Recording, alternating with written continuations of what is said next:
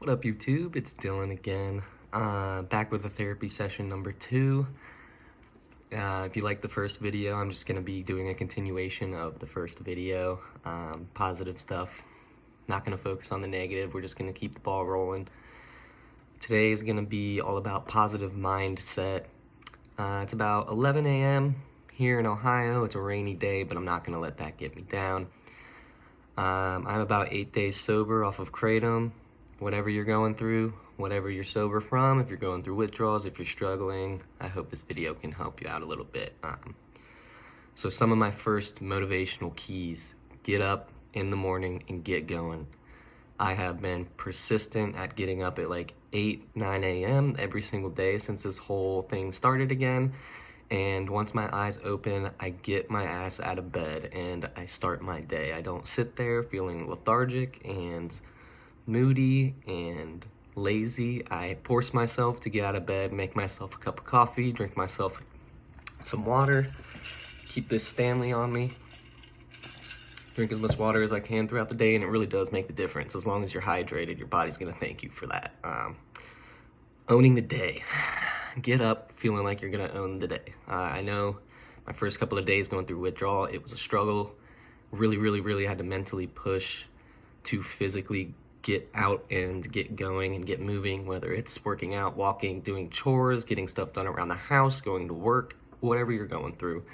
Whether you have kids, whether you have pets, whether you're a grandparent, you just gotta get up, get the mindset right, think positive, and start your day on a good note. Owning the day, I get up and I tell myself and I put myself in that mindset that today is gonna be a good day. I know some negative things could happen. I know that it might be a roller coaster of emotions, but in the end of the day, it's gonna be a good day because I'm sober again and I successfully went another day getting things done and not going down that rabbit hole. I know one of the biggest things for me is the thoughts running through my head consistently, nonstop. A lot of people can probably relate to this. You have 5,000 different things in your head going left and right, bouncing off the walls. If you're someone who can kind of just chill out and not really let your thoughts get to you, I envy you because you're blessed.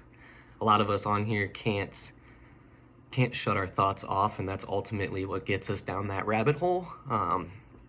So what I've started doing is practicing positive reinforcement and allowing my thoughts to kind of start at the top and then level out, and not necessarily reacting to my thoughts rather than to responding. So giving myself some time to think and critically think about what I'm thinking about, what my brain is trying to tell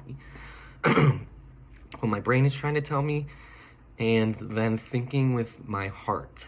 I think this is a very key thing for a lot of us, is that we let our brain trick us into doing things when really we know in our hearts what the right thing to do is, what the correct way is, what the right pathway is. So critical thinking, don't act, don't react, but respond. Allow yourself to get through this thought, however long it takes, and then act with what you feel in your heart, what you know is right, what you know is the correct thing to do. And after that, it takes some getting used to. It's some practice. It's not gonna happen overnight. I'm still working on it. I'm only on day 8 without substances. Excuse me, I do feel a lot better, like night and day difference. I'm excited for a month, 2 months, half a year, and then a year. I only know it's gonna get better from here, but you just gotta start. You just have to start. And once you get in that positive mindset, you can start getting out there more. And what I mean by getting out there is not secluding yourself, not blowing off plans, not hitting up your friends, not responding to anybody, kind of just isolating yourself and staying at home alone. That is also something that is self-deprecating. It's not going to be good in the end.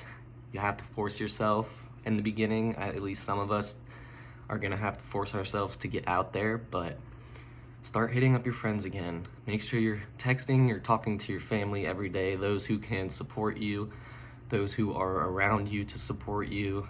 If you don't have a support system, whatever city you're in, there is help that's out there. I started attending NA meetings, any meeting you can attend where you can talk to people, be social, share your story.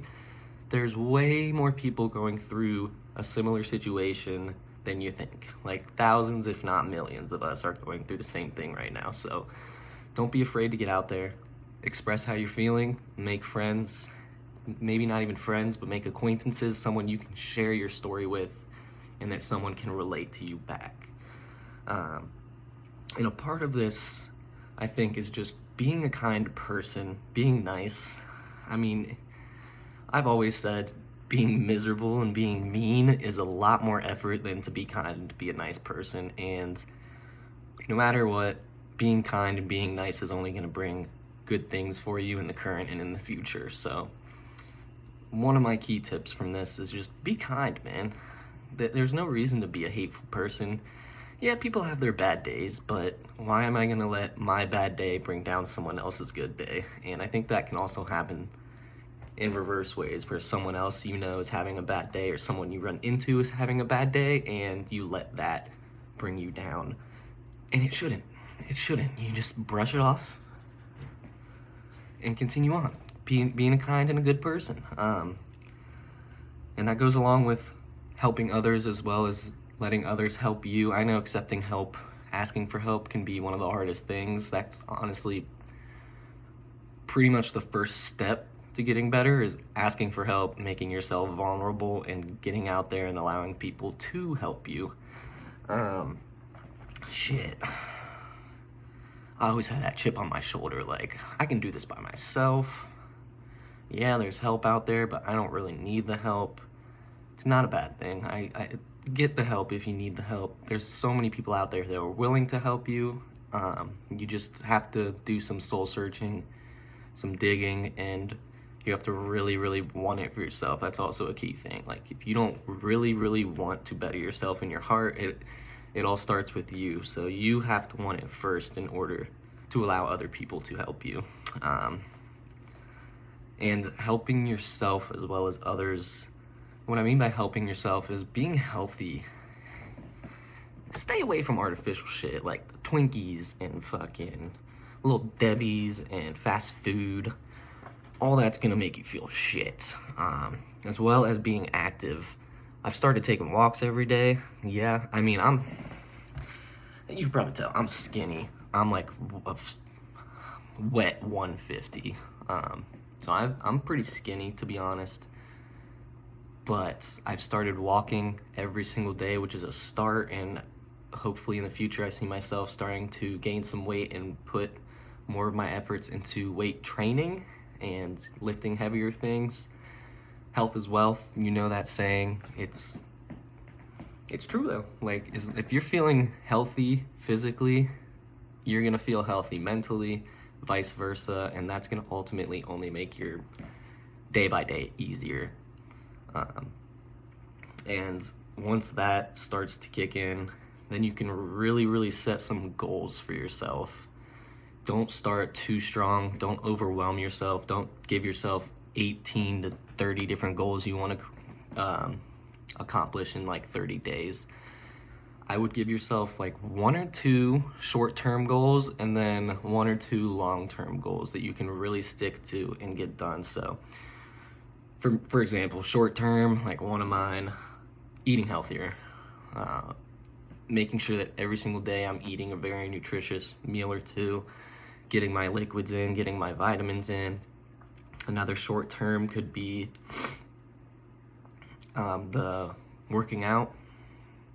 That could work into long term, but just getting started that first couple of weeks, you know, once you do it for a week or 2, you can say, okay, for 14 days, 12 of 14 days, I've put my body to work and I've worked out, and that is a short-term goal that you can say you've accomplished. Long-term goals, like right now, I am applying to jobs. I'm trying to get out of the server industry. If you're a server, you know that shit can suck. You're surrounded by other miserable people who drink and smoke and do drugs just to cope and get through the day. I mean, that's why I was taking Kratom most of the time, was because when I was working, it would get through the day easier and I wouldn't have back pain. But Long-term goal, I'm gonna keep applying to jobs to try and get a better position with my major, because I do have a college degree, so I'm not too fond of being in the server and food industry my entire life. It's yes, it was a part of my life, and I'm glad I did it because it helped me escape my social anxiety in a way, but I think now I've accomplished what I need to accomplish in this industry, and I'm ready to move on and apply what I've learned into other things. So goals, make sure they're all positive changes. They don't have to be too extreme. It can be something very little, it can be something very drastic, but don't overwhelm yourself. That's the biggest thing. So just make some positive goals, and each time you're gonna be persistent and you'll accomplish one of these goals, it'll just add to that feeling of euphoria and feeling good about yourself and getting like that natural high rather than that artificial high, which a lot of us chase. So stay positive. Remember, we've got each other's backs. Let me know if you guys have any questions. Please reach out, anything, comments. If you have any questions or concerns, if you're struggling, just reach out. I'll be here for you. This therapy session is now over. Have a great rest of your day, guys.